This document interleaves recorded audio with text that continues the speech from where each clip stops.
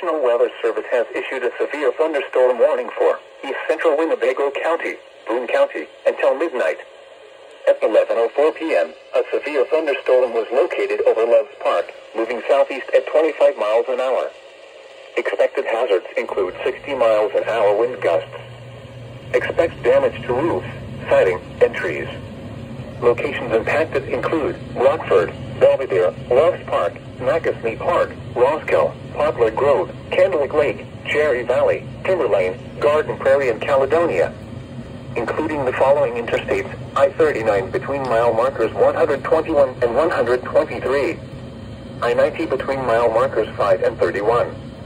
This includes Boone County Fairgrounds, Rock-Cut State Park, Rock Valley College, Rockford Rivets Baseball, and Rockford Speedway.